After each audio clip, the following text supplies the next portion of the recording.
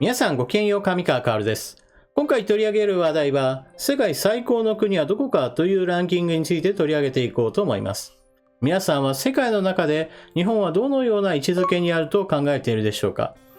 こういった話をすると必ずのように日本というものはすでに衰退の一途にあり、どのような指標を用いても他の国に比べれば順位というものは低くなっているだろう。日本はもう最悪の国だと述べる方もおられます。しかし現状そのようなことは決してありません。それはあくまでも感情や印象論に基づいた評価であり、実際のところ世界的な相対的な評価というものは非常に日本は高い位置にあります。なぜそのように相対的な評価と個人的な評価として日本が最悪の国だという人がいるのか、その点についても後半では少し解説をしていこうと思いますので、今回のニュースを聞いて現在の日本が世界的に見ればどのような位置づけにあるのかというのを再認識してはいかがでしょうか。というわけで世界最高の国ランキングで日本が2位になっていることを伝えるニュースを見ていきましょう。最高の国ランキング、日本2位、起業家精神は1位。2021年版最高の国レポートにおいて日本は総合スコアで 99.1 点を獲得し、総合ランクで首位カナダに次ぐ2位となった。昨年の3位から1ランク上昇した。カテゴリー別では、文化的影響力が世界5位と評価されたほか、起業家精神が世界トップとなっている。同ランキングは US ニューズ&ワールドレポート誌が毎年選定しているもので、今年で6回目を数える。78カ国中2位に。ランキングは世界的な影響力を明らかにするもので、ハード面のみならず、総合的な指標で各国の価値を分析することを目的とし、78カ国を対象に順位付けが行われた。総合ランキングのトップ10は次のようになった。欧米諸国が並ぶ中、日本はアジアから唯一の入選となっている。こちらが最高の国ランキングのトップ10です。1位はカナダ、日本、ドイツ、スイス、オーストラリア、アメリカ、ニュージーランド、イギリス、スウェーデン、オランダと並んでいます。調査は世界1万7000人以上の個人を対象にしたアンケートをベースにしている。76項目の評価項目に対し、それぞれの国との間にどれくらいの関連性があると思うかを回答してもらった。評価項目はさらに10のカテゴリーにグループ化され、冒険、旅先としての刺激、俊敏さ、これは政治的な意味での素早い対応ができるかという評価、文化的影響、起業家精神、伝統、将来の成長見込み、ビジネスの容易さ、パワー、外交軍事、社会正義、人生の質の分類ごとにスコアを算出している。起業に適した環境が揃う日本。日本について US ニューズ紙は、世界で最も教養があり、技術的にも発達した国だと述べている。経済面では、2011年の東日本大震災に触れつつ、その影響からはほぼ立ち直ったと見ている。自動車、電子機器、鉄鋼などの産業は、世界トップレベルだとも同誌は述べる。文化面では茶道、書道、武道などが発展しており、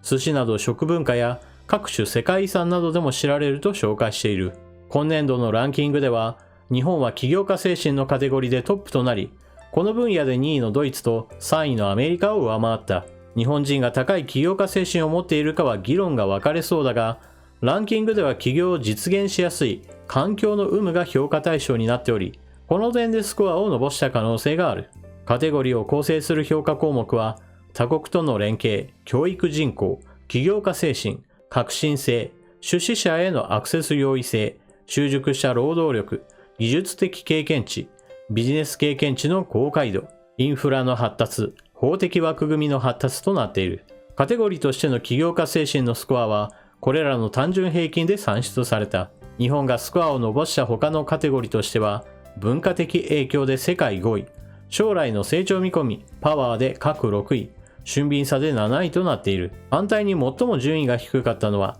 ビジネスの容易さの26位、冒険の28位となったが、それでも78カ国中の上位半数に入る結果となった。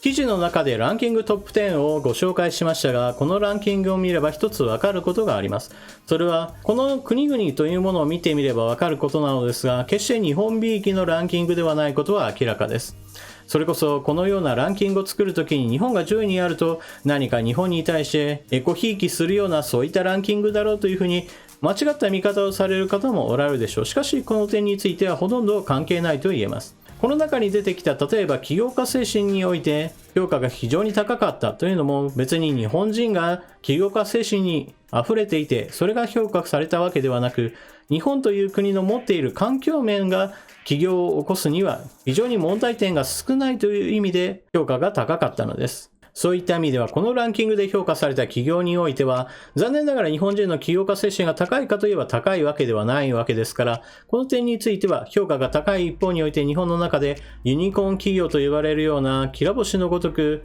新興企業が現れているわけではないのは非常に残念な点です。ただし、これはあくまでも世界的な相対的な評価であり、絶対評価ではないという点については注意する必要があります。というのも、私たち日本人の中においてこうした世界ランキングというものが発表されて、日本が上位にあると、いやいやそんなはずはない、日本には様々な問題があるじゃないかと言われる方がいます。確かにその通りなのです。というのも、これはあくまでも相対的な評価として、世界的に見ればどうなのかという話と、一方において日本に問題があるのかないのかといった話とは実は別の系統の話だからです。例えば日本に住んでいれば、日本の様々な問題に出くわすことがあります。それは政治的な動きが非常に緩慢で、物事に対する解決が非常に遅い、もしくは以前から問題点だと指摘されているにもかかわらず、それがいつまでも放置されていて、なかなか解決しないといった話題なども多くの日本人にとっては不満ですし、またそのような制度上だけではなく、様々な慣習や人々の持っている雰囲気、そういったものが非常に煩わしく思い、日本は決して最高の国だとは言えないといった人たちもたくさんいます。例えばそういった面として出てくるのは、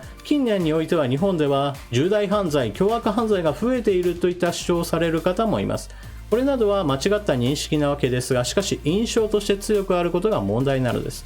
例えば警察庁の発表によれば、こうした凶悪犯罪の発生件数、認知件数といったものは年々減少しています。しかし一方において、近年ではそうした犯罪が増えていると主張する人たちがいるのはなぜかといえば、そうした犯罪全体が減っていたとしても、報道される時には必ずのように集中的に大々的に行われることによって、近年では陰惨、残忍、凶悪な犯罪というものが増えているかのような印象を持ってしまうものなのです。このような認識と現実の中で乖離が起こっているのはどのような現象として現れているかといえば、例えば子供たちの登下校の場面を考えてみてください。欧米先進諸国と呼ばれるような国々においても、例えばスクールバスを利用しているのは国土が広い国だけではありません。子供たちを出迎えするために親が必ずのように車を出しているといったことは、必ずしも距離の問題だけではなく、治安上の問題が非常に大きいのです。そして欧米先進諸国だけではなく、それら以外の国で言えば、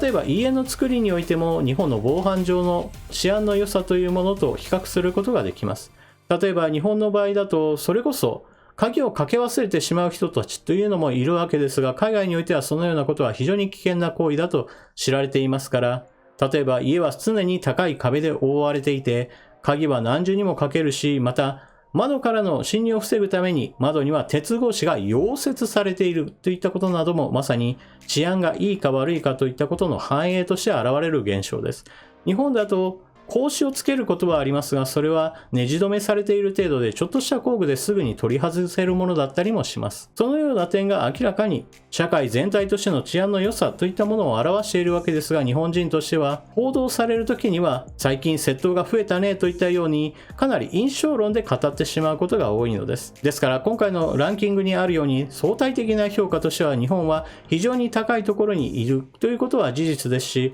またその一方において日本国内においても問題が現実に存在するというこの2つの話というのは同時に共存し得る話なのです。この話をごっちゃにしてしまうと、世界で高く評価されているという部分について受け入れられないというちょっと奇妙なことになってしまうのです。世界的に見れば日本というものは非常に良い国ですよという評価、それ自体はそのまま受け止めるべきですし、一方において日本に問題がありますよという部分については、これからも改善を図っていかなければならない、このような考え方の住み分けというのを自分自身で行うことが、現実の世界で起こっていることを認識するのに非常に必要なことだと私は思います。そしてそういった意味においては、日本は少なくとも世界的に見れば良い国なわけですから、より良い国、それこそ胸を張って最高の国だと言えるような改良改善といったものを政治に求めていくのはみんなの権利ですし、そのようなことを発信していくのが政治的な意識の高い人たちのすべき行動だと私は思います。皆さんは今回のニュースを聞かれてどのようなことを考えたでしょうか。ぜひともコメントしていってください。